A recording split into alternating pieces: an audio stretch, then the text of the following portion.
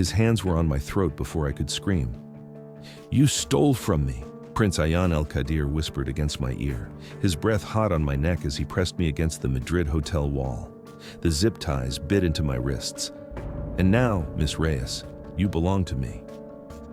I should have been terrified. Instead, something dark and hungry coiled in my stomach as his body pinned mine, as his expensive cologne mixed with my fear sweat, as those coal-black eyes traveled down my tank top like he was deciding whether to kill me or devour me.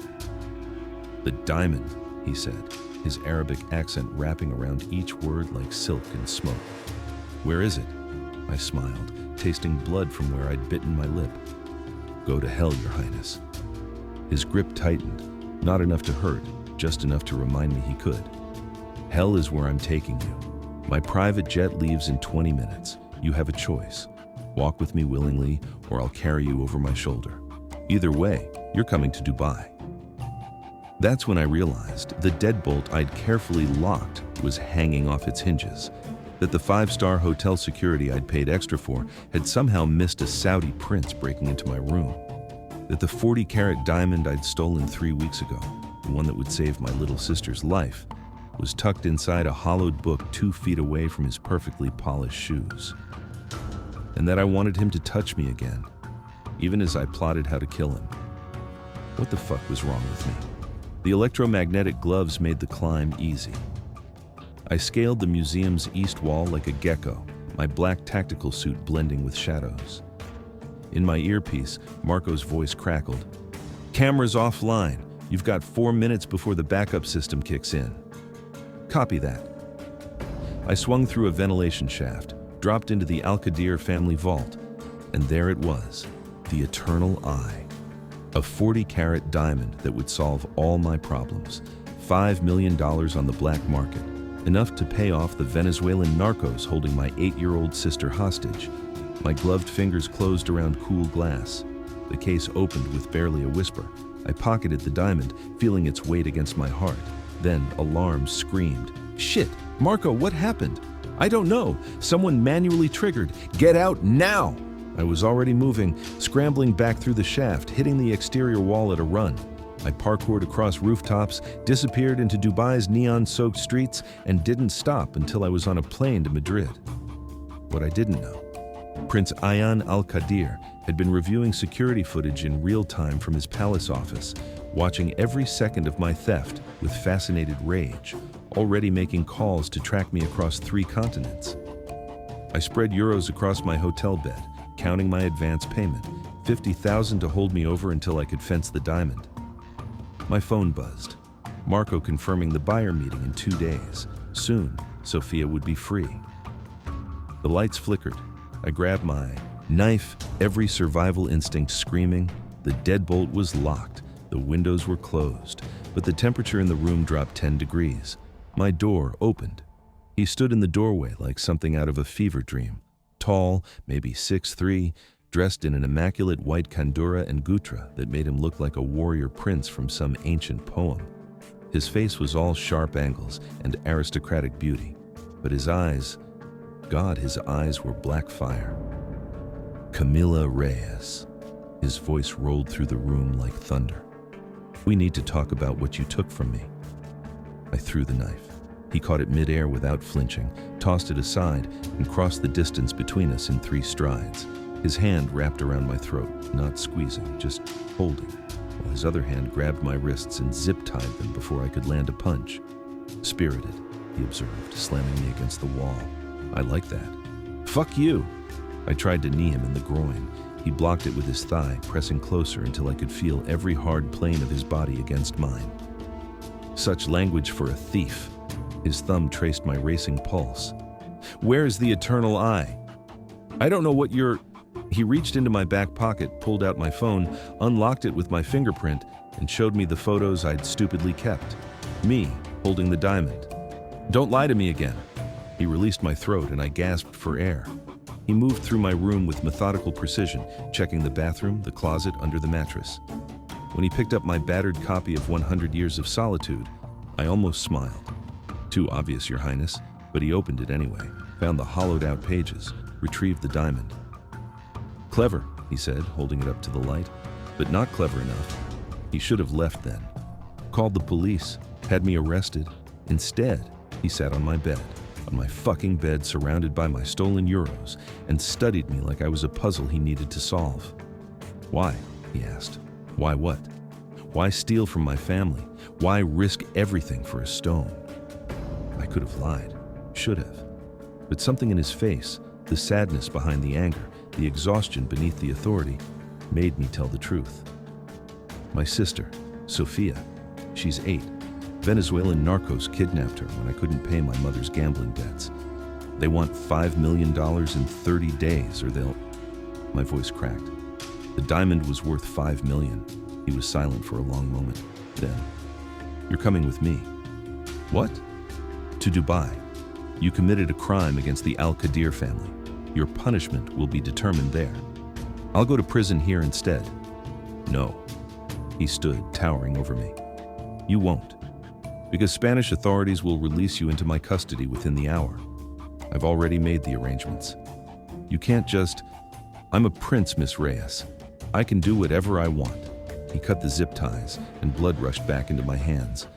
"We leave in 20 minutes. Bring nothing. You won't need anything where you're going." I sat in a cream leather seat that probably cost more than my entire life, wrists bound with silk ties that felt like insults. Ayaan sat across from me, still wearing that perfect kandura, reading something on his tablet like he hadn't just kidnapped me. A flight attendant offered me Arabic coffee and dates. I refused. "Eat," Ayaan said without looking up. "It's a 14-hour flight." "I'm not hungry." "You haven't eaten in 3 days, according to the hotel staff," I questioned. "Eat." How the hell did he know that? I grabbed a date just to have something to throw at him later. But it was sweet and rich, and my traitorous stomach reminded me I was, in fact, starving. He finally looked at me. "You're not what I expected." "What did you expect? A man? Someone older, more hardened?" His gaze lingered on the scar on my collarbone, a knife wound from a Caracas street fight when I was 16.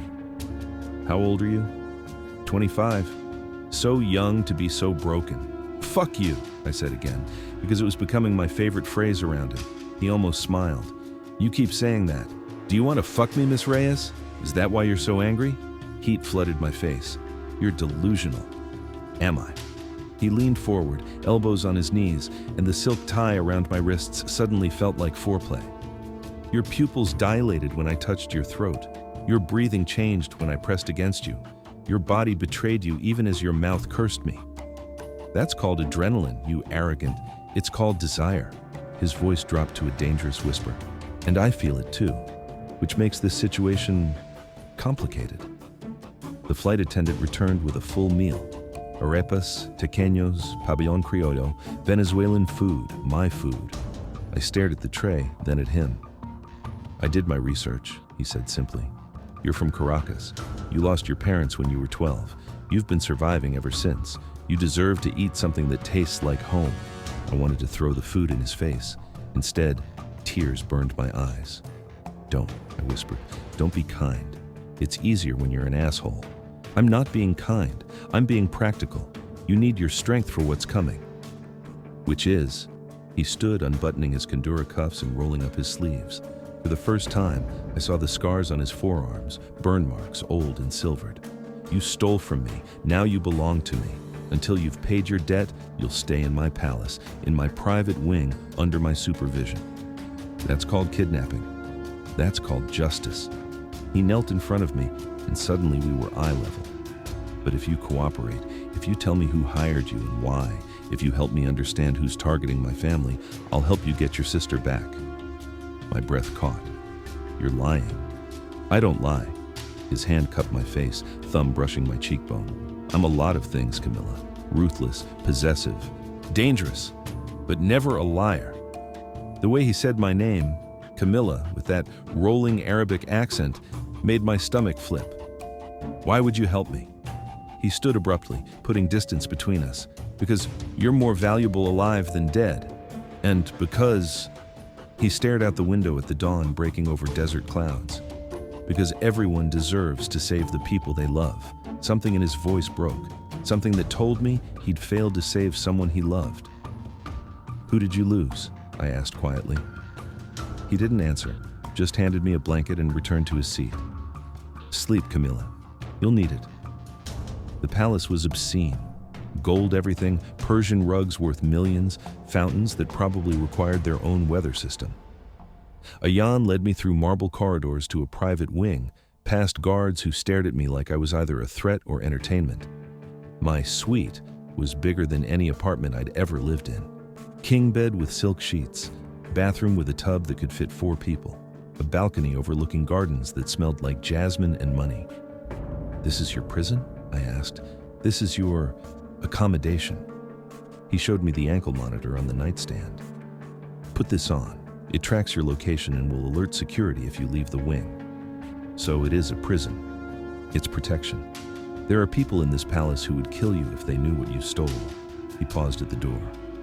"I'll have dinner sent up. We'll talk more tomorrow." Wait, I don't know why I stopped him. "The diamond? Is it really that important?" His jaw tightened. "More than you know." "Then why not just kill me and be done with it?" He turned back and the look in his eyes made my pulse race. "Because I don't want to kill you, Camilla. I want to understand you. I want to break through that armor you wear and find out what's underneath." "Why?" He stepped closer, close enough that I could smell sandalwood and danger. "Because you're the first real thing I've encountered in years. Everyone in my world wears masks. You wear your truth like a weapon. It's refreshing."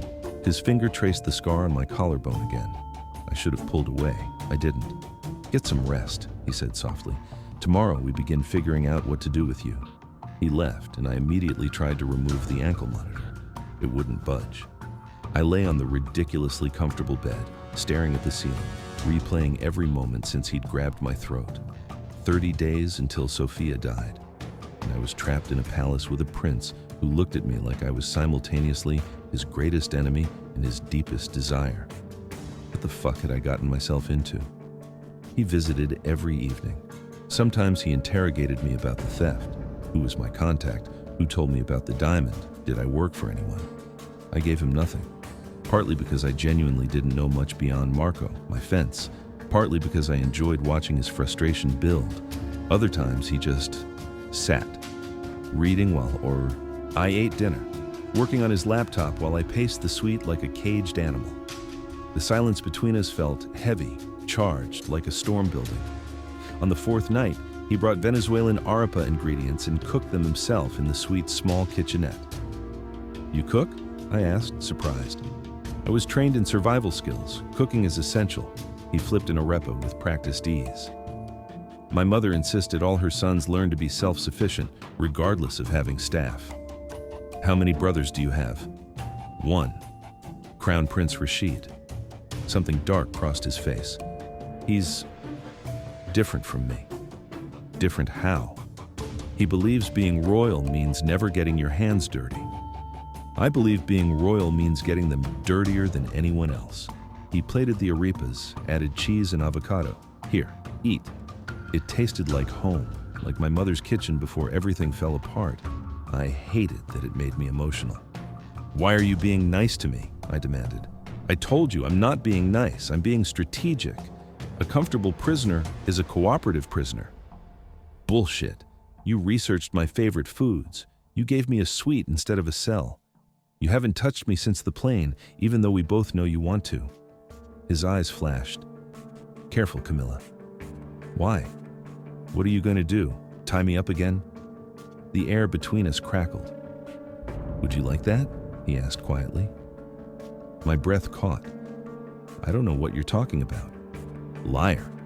He stood, crossed to me, backed me against the counter. "You think I haven't noticed how you look at me? How your pulse races when I'm close?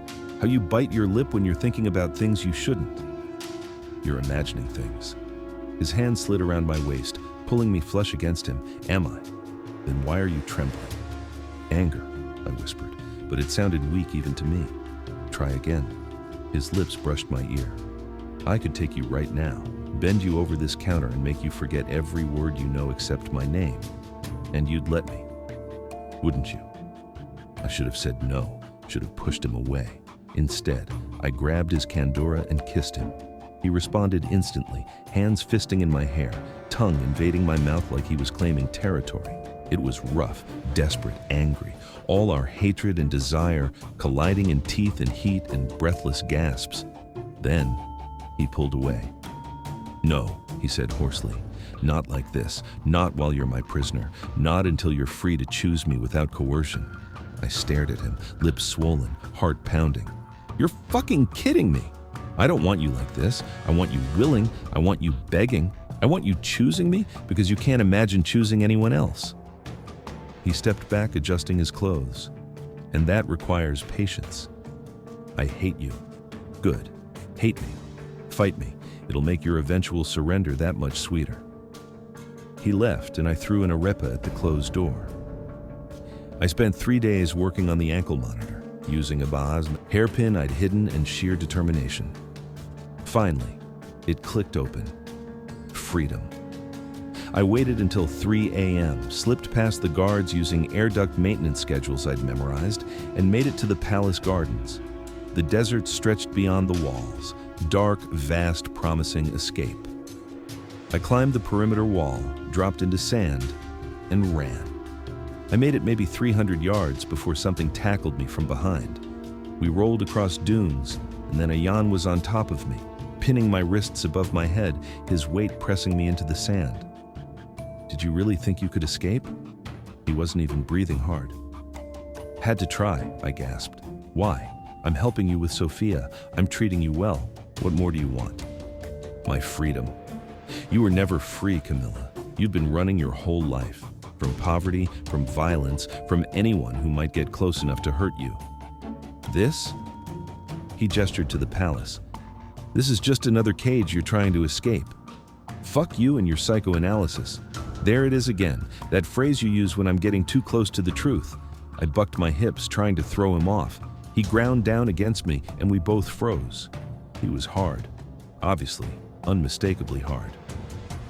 "That," he growled, "is what you do to me. That's what you've done to me since the moment I saw you on that security footage. I watched you move through my family's museum like a goddamn panther, and all I could think about was catching you. So you caught me. Now what?" His hand wrapped around my throat, gentler than in Madrid, but no less possessive. "Now I keep you." We stared at each other under the stars, both breathing hard, both fighting the same impossible pull.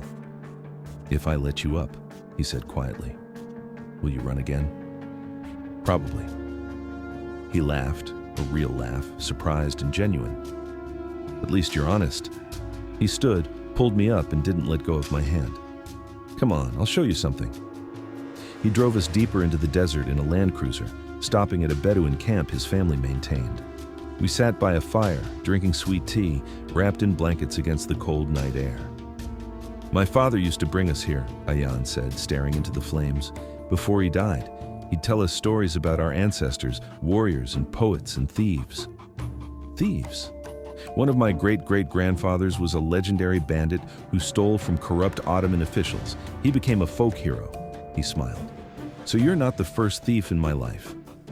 Is that why you haven't killed me?"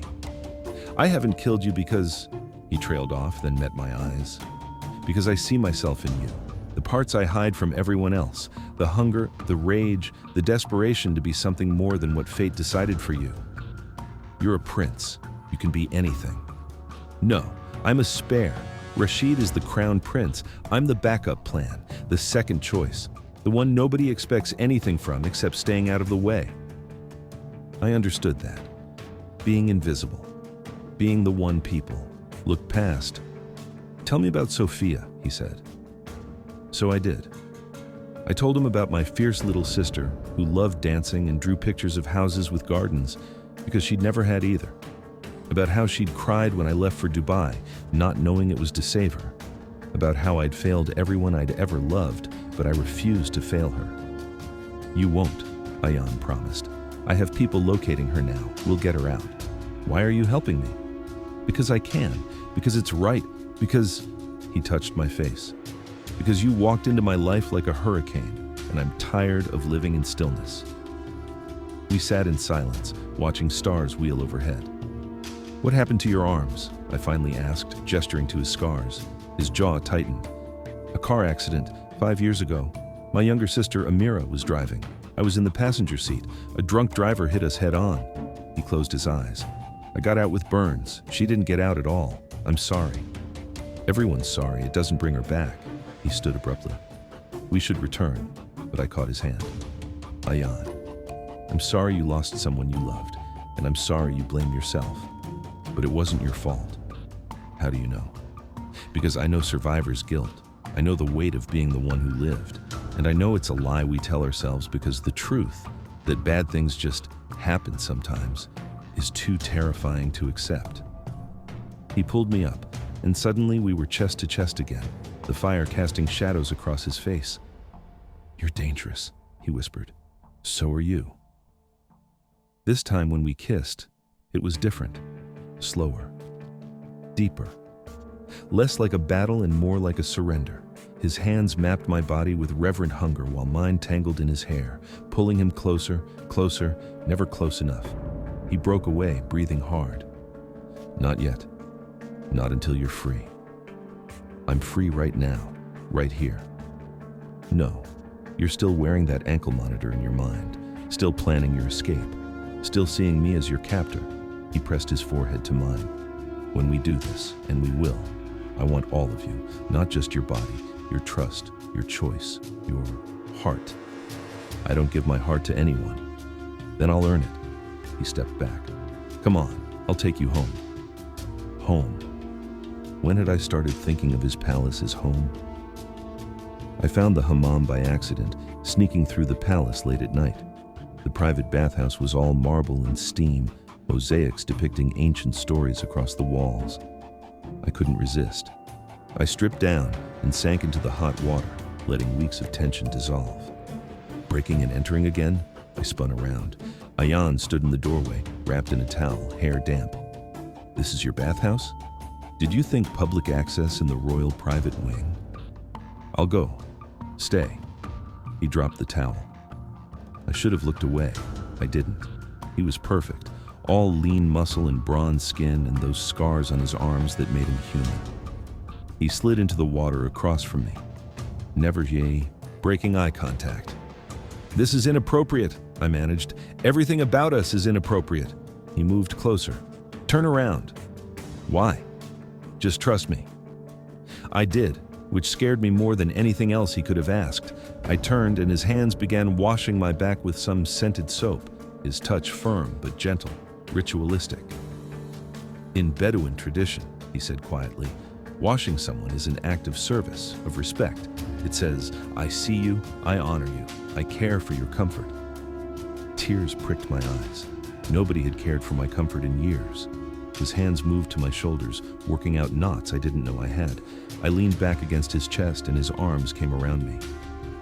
I need to tell you something, he said, about the diamond. My body tensed. We analyzed it. It's not just a diamond. It's a data storage device, encrypted files containing information about my family, about my brother. I pulled away, turning to face him. What kind of information? The kind that could destroy the Al-Qadir dynasty. His expression was grim. Someone sent you to steal leverage against my family. Someone who knew exactly what they were doing. I swear I didn't know. I believe you, but it means you're in more danger than I thought. If whoever hired this gets discovered, they'll want you dead to tie up loose ends. Then let me go. I'll disappear. No, he grabbed my arms. You're not leaving my protection, not until we figure out who's behind this. Ayaan, I can take care of myself. Sophia has 2 weeks left. He said it softly, and my world stopped. 2 weeks until the Narcos' deadline. I can get her out, but I need time, which means you need to stay alive long enough for me to finish this. I wanted to argue, but he was right. Okay, I whispered. He pulled me back against him, and we sat there in the steam, tangled together, both knowing we were falling into something that would destroy us, but unable to stop. I broke. I don't know what triggered it. The stress, the fear for Sophia, the emotional whiplash of hating and wanting Ayaan in equal measure. But one night, in my suite, I just shattered. He found me on the floor, sobbing, hyperventilating. Camilla. He was on his knees instantly, pulling me into his arms. Breathe, just breathe. I can't. She's going to die. It's my fault. Listen to me. He framed my face with his hands. Sofia is alive. I have operatives in Caracas right now tracking her location. We're close. Do you hear me? We're close. Why? I choked out. Why are you helping me? I'm nothing. I'm a thief, a criminal. You're Camila Reyes. You're a survivor. You're fierce and smart and infuriating and brave. His thumbs wiped my tears. And you're not nothing. Not to Sofia. Not to me. You barely know me. I know enough. I know you'd die for your sister. I know you'd steal from a prince to save her. I know you fight even when you're terrified. I know you taste like defiance and feel like redemption. He kissed me then, soft and sweet and achingly tender. Nothing like our other kisses. Let me save her, he whispered against my lips. Let me help you, please. And for the first time in my life, I let someone in. Okay, I breathed. Okay. He held me until I stopped shaking, until my tears dried, until I could breathe again. I see you, Camila, he said. Every broken piece, and you're still the most beautiful thing I've ever seen. That's when I knew I was in trouble. Because I was falling for my captor, my prince, my impossible everything, and there was no going back. Ayaan's security team worked around the clock analyzing the eternal eye. I watched through one-way glass as technicians examined the diamond under microscopes, ran decryption programs, peeled back layers of code. When the head tech's face went white, I knew we'd found something bad. Ayaan read the decoded files in silence, his expression turning to stone. What is it? I asked. He looked up, and I'd never seen him so angry. My brother, Crown Prince Rashid. He's been embezzling from state infrastructure funds, $800 million over 5 years. Holy shit. There's more. He has a second family in London, a British woman and 2 children, and his hands shook. There's evidence he ordered the assassination of Sheikh Hamdan from a rival family, made it look like a heart attack. I felt sick. Ayaan. Someone sent you to steal this, someone who knew what was on this device, someone who wanted to destroy my family or blackmail my brother. He turned to me, eyes burning. Who hired you? Who was your contact? I told you, just Marco, my fence. I swear I thought it was just a diamond. Marco who? Where is he? I don't know his last name. He's based in Madrid, that's all I know. Not good enough. He slammed his hand on the desk. You expect me to believe you worked with someone you don't even know? That's how the underworld works. You don't ask questions, you just take jobs. This wasn't a job, it was a targeted attack on my family. I didn't know, I screamed back. You think I wanted to be part of some royal conspiracy? I just wanted to save my sister. We stared at each other, both breathing hard. If this data leaks, he said quietly, everyone I love becomes a target. My mother, my cousins, even you. Rashid's enemies will come for all of us. Then destroy it. I can't. It's evidence. It's proof my brother is a criminal. He ran his hands through his hair. And if I expose him, the scandal destroys our family's reputation. If I don't, he remains crown prince and continues to betray everything we stand for. What are you going to do? I don't know. He looked at me with such devastation. I thought you were just a thief, a beautiful, frustrating problem I could solve. But you're a bomb, Camila, and I don't know how to disarm you without destroying everything. His words cut like knives. Then maybe you should have killed me in Madrid, I said, coldly. He crossed to me in 2 strides, grabbed my face, kissed me hard enough to bruise. Don't you dare say that, don't you fucking dare. Why not? It's true. I've ruined everything. You've saved me. His forehead pressed to mine. You've woken me up from a life of pretending. You've made me feel something other than obligation. You're not a bomb. You're a goddamn revelation, and I won't let anyone, not Rashid, not whoever sent you, not even you, take that away from me. I wanted to believe him, but I'd seen the look in his eyes when he read those files, the betrayal, the fear. I was a problem he couldn't solve, and eventually, problems got eliminated. Rashid summoned Ayaan to the royal council chamber.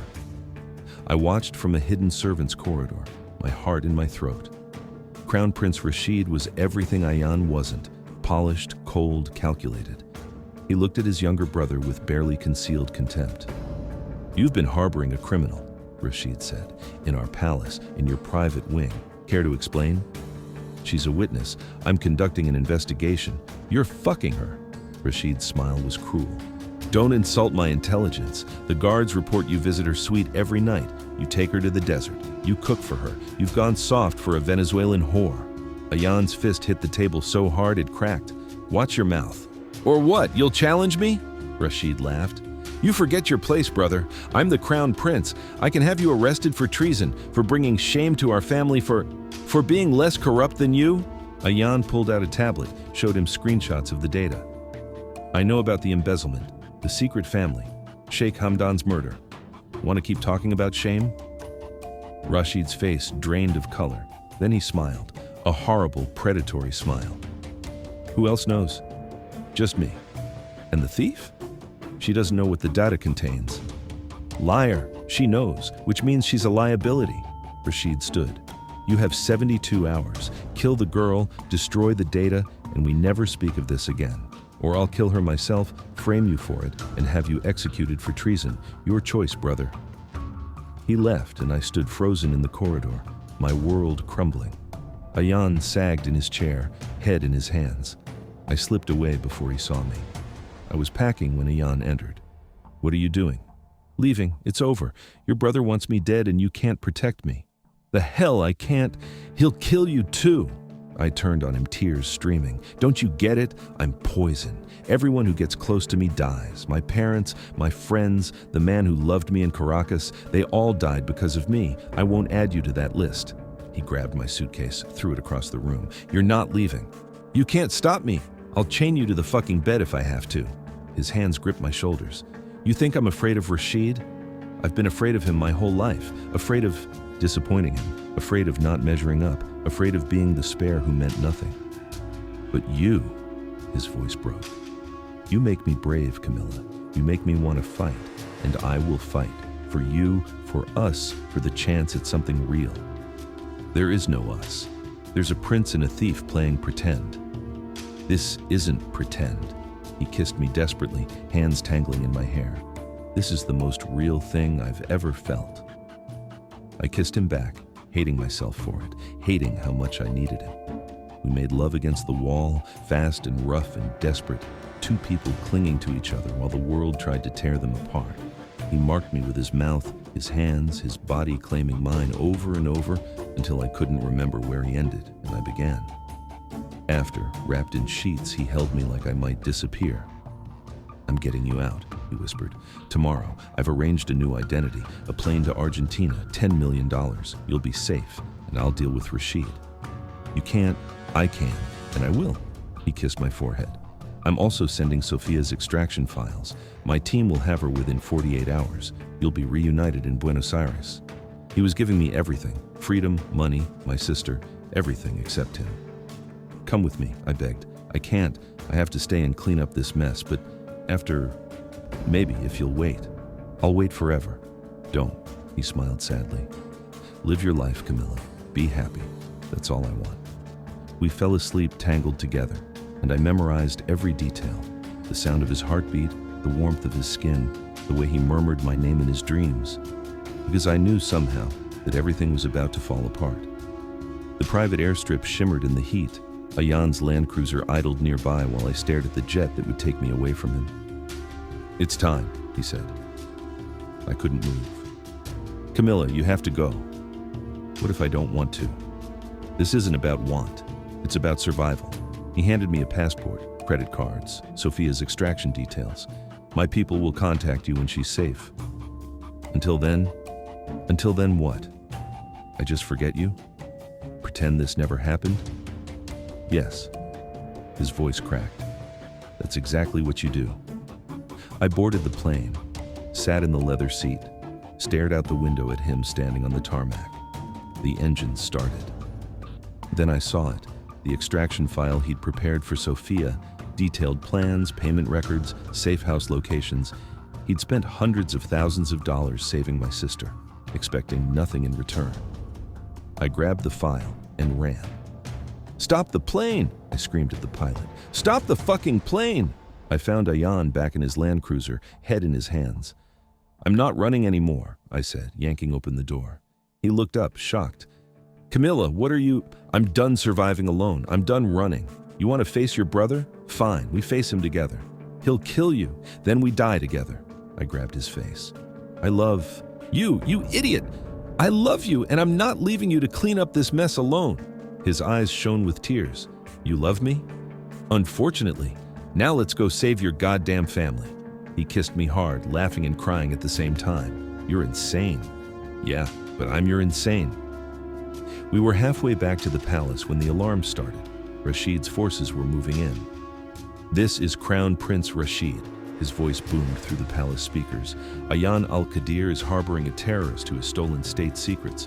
All security personnel converge on the West Wing. Use lethal force if necessary. Ayaan grabbed my hand and ran. We made it to his private wing before Rashid's soldiers arrived. Ayaan activated security protocols, steel doors slamming down, cutting us off from the rest of the palace. How long will that hold? I asked. Maybe an hour. He pulled weapons from a hidden safe. Handguns, ammunition, even a fucking sword. Can you shoot? Venezuelan, remember? I was shooting before I could read.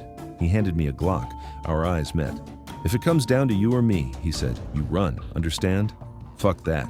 We both make it out or neither of us does. Explosions rocked the building. They were breaching the doors. We barricaded ourselves in his panic room, a reinforced chamber with monitors showing security feeds. Rashid's forces flooded the wing like locusts. Give me the device, Rashid's voice came through the intercom, and I'll let the woman live. He's lying, I said. I know. Ayaan pulled up a program on his tablet. But I'm not. He started broadcasting. Live feed to every member of the royal family, every government official, every major news outlet in the UAE. My brother, Crown Prince Rashid Al-Qadir, is a criminal, Ayaan announced calmly. And I have proof. He played the data files, documents, audio recordings, video evidence of every crime Rashid had committed. The embezzlement, the secret family, the murder. What are you doing? I breathed. Ending this. He looked at me. I'm choosing truth over family loyalty, justice over duty, you over everything. The broadcasts went live. In minutes, the entire country would know. Rashid screamed through the intercom, "You've just destroyed our family." "No," Ayaan replied. "I've saved it by cutting out the cancer." The doors exploded inward. We ran through smoke and gunfire, using servant passages Ayaan had memorized as a child. He moved like a soldier, precise, deadly, protecting me with his body at every turn. I wasn't helpless either. My street-fighting instincts kicked in. I shot a guard in the leg, disarmed another with a move my dead boyfriend had taught me in Caracas, used panic room codes to trap 3 more behind sealed doors. "Where did you learn that?" Ayaan panted. "Surviving," I said, reloading. We made it to the palace library, a massive room with cathedral ceilings and ancient texts. Rashid's forces had us surrounded. "Give up," a soldier called. "There's nowhere to run." Ayaan pulled me behind a bookshelf. When we survive this, I'm renouncing my title. We'll disappear. Live somewhere quiet. Maybe Venezuela. Would you like that? You'd give up being a prince for a thief? You're not a thief anymore. He kissed me fast and hard. You're the woman I love, and that's worth more than any crown. I wanted to cry. Instead, I checked my ammunition. I love you too. Now let's kill your brother. We fought our way to the throne room, leaving a trail of incapacitated guards. Rashid waited on the throne, their father's throne, flanked by loyalists. "You've always been weak," Rashid sneered. "Sentimental, pathetic. Father knew it. That's why he made me crown prince." "Father made you crown prince because you were the eldest," Ayaan corrected, "not because you were worthy." "Worthy? You brought a criminal into our home, fucked her in our palace, and now you dare lecture me about worthiness? She's more honorable than you'll ever be." Ayaan pulled out the data device. "This ends now. You resign, return the stolen money, and face justice, or I release everything to the international media." "You already released it, you fool. That was domestic. I have copies ready for CNN, BBC, Al Jazeera. Your crimes will be global news." Rashid's facade cracked. "You'd destroy our family's reputation for a whore?" "Don't call her that." Ayaan's voice dropped to something deadly. "Ever again." Guards moved forward and I raised my gun. Then, the throne room doors opened. Queen Amira entered, flanked by the king's royal guard, soldiers who answered only to her. "Enough," she said. Both princes froze. Queen Amira was small, elegant, terrifying. She looked between her sons with eyes that had seen everything. "I watched your broadcast," she told Ayaan. "All of it." "Mother, I can explain." She held up a hand. "Rashid, is it true?" Rashid's face twisted. "Mother, you have to understand." "Is it true?" Silence. "Yes," Rashid finally said, "but I did it for the family, to secure our future." "You stole from your people. You murdered. You lied." Her voice could have frozen fire. "You have disgraced the Al-Qadir name." She turned to her guards. "Arrest him." They moved swiftly, restraining Rashid even as he screamed about betrayal and injustice. Then Queen Amira turned to Ayaan. "And you? You brought chaos to our palace. You exposed our family's shame to the world. You fell in love with a criminal." I stepped forward. "Your Majesty." Silence. Her gaze cut to me. "Is my son worth your life, Miss Reyes?" I met her eyes. "I spent my whole life surviving. Your son taught me how to live, so yes, he's worth everything." The Queen studied me for a long moment. "You have fire," she finally said, "and loyalty, rare qualities." She looked at Ayaan. "You love this woman?" "More than anything." "Enough to give up your birthright?" "I already did, the moment I exposed Rashid." Queen Amira sighed. "Then hear my judgment.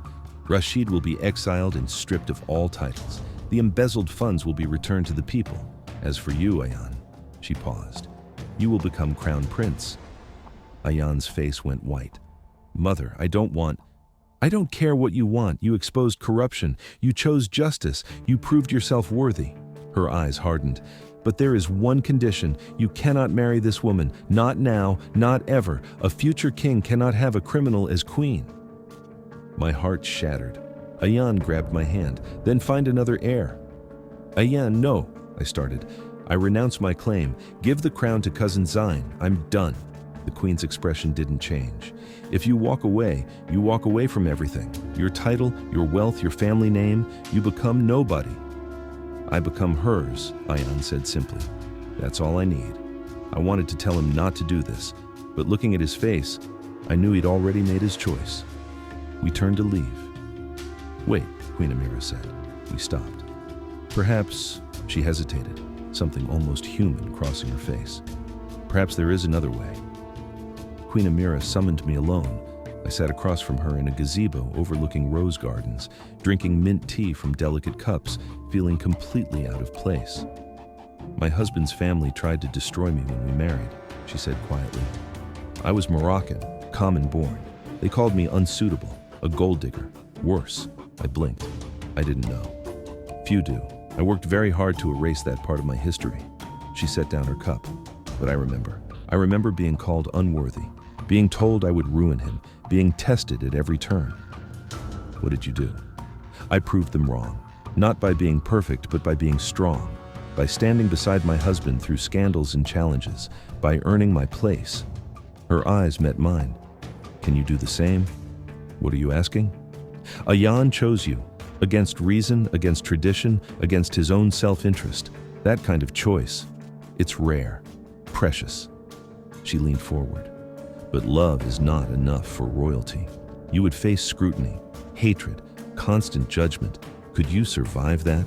I thought about Caracas streets, about stealing to survive, about watching Sophia kidnapped while I was powerless to stop it.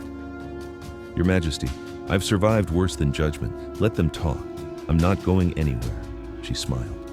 First genuine warmth I'd seen. Then perhaps there is a way forward. Ayaan and I stood before the Royal Council. Queen Amira presented her proposal. Camila Reyes will serve 5 years in humanitarian work, using her skills to recover stolen cultural artifacts and rescue trafficking victims across the Middle East and Latin America. She will work for the crown, proving herself worthy.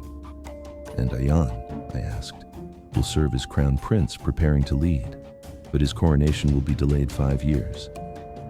The Queen's gaze moved between us. "After 5 years, if you both still choose each other, if you've built something real beyond passion and chaos, you may marry." 5 years? Ayaan protested. 5 years to prove this is more than infatuation born in crisis, to show you can function separately as well as together, to earn what you're asking for." I grabbed Ayaan's hand. I agree. Camila. No, she's right. We met in chaos. We fell in love in crisis. We need to know this is real. I looked at him. And I need to prove I'm more than a thief, more than a problem you solved. I need to earn my place beside you. He stared at me for a long moment, then nodded. 5 years. There's one more condition, Queen Amira said. During this time, you will live separately, meet occasionally for official duties, but no romantic contact. You must both be free to walk away if you choose. That hurt, but I understood. Agreed, we said together. Ayaan's extraction team moved at dawn. I watched from a distance. Policy dictated I couldn't participate in my own sister's rescue, conflict of interest. But I watched every second via drone feed. They breached the narco safe house with surgical precision, found Sophia in a locked room, scared but alive. When they brought her to me at the airport, I collapsed to my knees, holding my baby sister while she cried into my neck. You came back, she sobbed. You came back. Always, I'll always come back. Ayaan stood nearby, giving us space. When Sophia finally pulled away, she looked at him. You're the prince? Yes. Did you save Camila? He smiled. She saved herself. I just gotta watch. Sophia studied him with 8-year-old wisdom. Are you going to marry her? Maybe, in 5 years, if she'll have me. She will, Sophia said confidently. She talks about you in her sleep. I wanted to die of embarrassment. Ayaan just laughed, that rare, genuine laugh I'd learned to love. We stood on his private yacht, our last night together before the 5-year separation began. I have something for you, he said, pulling out a small box. Ayaan, it's not a ring. I know the rules. He opened it. Inside was a simple gold chain with a small pendant, a star. For navigation, he explained, so you can always find your way back to me. I let him clasp it around my neck, my eyes burning. I have something for you too. I handed him a folded paper, the original deed to my family's small house in Caracas, long since sold. It's worthless now, but it was home once. Keep it. Remember where I came from. He held it like it was treasure. 5 years, he whispered, an eternity. Worth waiting for? I kissed him, slow and deep and aching with goodbye. You're worth everything. We made love on the yacht deck under stars, memorizing each other one last time. It wasn't desperate like before. It was reverent, a promise. After, wrapped in blankets, he held me against his chest. What if you find someone better? He asked quietly. Impossible. What if you change your mind? Decide you don't want to be queen? Then I'll tell you, honestly. That's what we do now. We're honest. What if 5 years is too long? Then it's too long, and we'll deal with it. I tilted my face up to his, but I'm betting on us. I'm betting we make it. So am I. He walked me to security. Sophia waited ahead, already through with her diplomatic passport. This is it, I said, for now. Promise me something. Promise you'll actually live these 5 years. Date if you want, experience things, don't wait in stasis for me. I could say the same to you. I'm serious. If you meet someone who makes you happier. He silenced me with a kiss. There is no one who makes me happier. But I promise to live, to grow, to become the kind of man worthy of you. You already are. Then I'll become better. He pressed his forehead to mine. I love you, Camila Reyes. I love you, Ayaan Al-Qadir. I walked away without looking back. If I looked back, I'd never leave. On the plane, Sophia curled up against me. Will you see him again? In 5 years. That's forever. I know. Do you think you'll make it? I touched the star pendant at my throat. Yeah, mija, I think we will. I coordinated with Interpol to recover stolen Incan artifacts. The work was dangerous, exhausting, meaningful. I was good at it. My phone buzzed. A text from Ayaan. Opened a youth center in Dubai today. Taught kids from refugee families how to code. Thought of you. Me. Proud of you. Saved 3 trafficking victims this week. Thought of you too. Him. 4 years, 9 months to go. Me. But who's counting? We met for a royal charity gala. I wore a borrowed dress, he wore formal robes. We were polite, professional, proper, until he cornered me in a hallway.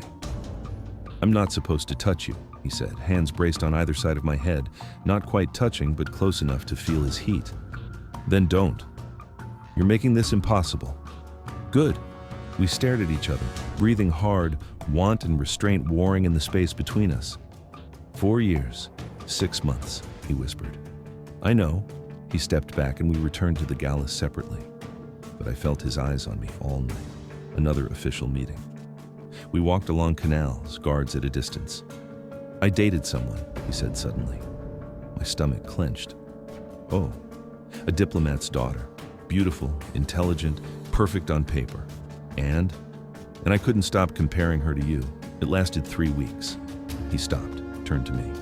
"I'm not trying to make this harder. I wanted to be honest." "I appreciate that." I took a breath. "I slept with someone in Argentina." His jaw tightened, but he nodded. "Did it help?"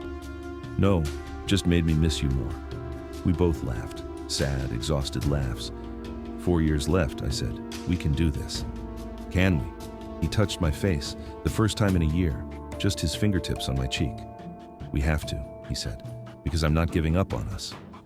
Neither am I. Sophia started school in Switzerland. I visited for her birthday, and Ayaan flew in too. "Uncle Ayaan!" Sophia ran to him, and my heart melted watching him scoop her up. We celebrated together. Cake, presents, laughter, like a family. That night, after Sophia fell asleep, we sat on the hotel balcony. "You're good with her," I said. "She's easy to love, like her sister." 3 years left. "I'm aware." He took my hand, against the rules, but we were too tired to care. "Are you happy?" "Yes. The work matters. I'm making a difference, are you?" "Yes. Leading feels right now, like I'm finally becoming who I was supposed to be." "Then we're doing it right." We fell asleep on the balcony couch, holding hands, separated by the rules, but connected by something stronger. "I think I want to run for parliament after my 5 years," I told him over dinner at an embassy event. His eyes lit up. "Really?" "Yeah. If I'm going to be adjacent to power, I want to use it. Help people like Sophia, like me." "You'd be incredible." "You think?" "I know." He reached across the table, almost touching my hand.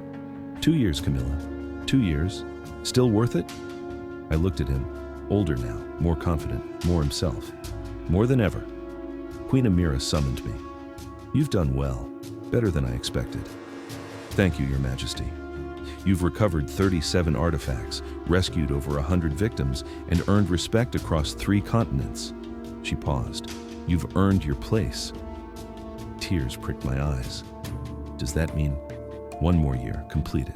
Then," she almost smiled, "then we'll see." I stood on the same yacht where we'd said goodbye. 5 years older, wiser, changed. Ayaan approached from behind. I felt him before I heard him. 5 years, he said. I turned. He looked different, more regal, more assured, but his eyes were the same. "Was it worth it?" I asked. "Every day." He closed the distance between us. "You?" "Every second." "Still want to do this? Still want to be queen?" "I don't want to be queen." I touched his face. "I want to be yours. You've always been mine." He kissed me, soft and slow, and full of 5 years of waiting. "Camilla Reyes, will you marry me?" He pulled out a ring, simple, elegant, perfect. "Yes," I breathed, 1,000 times yes. The wedding was part cathedral, part mosque, part chaos. Sophia was maid of honor. Queen Amira cried. Half of Dubai showed up. And when Ayaan lifted my veil, when he looked at me like I was his entire world, when he whispered, "My queen," against my lips, I knew we'd made it. Not because the path was easy, but because we chose each other every single day, through distance and doubt and 5 years of impossible waiting. "Ready?" he asked. "For what?" "Forever." I kissed my husband, my prince, my impossible everything. "Let's find out."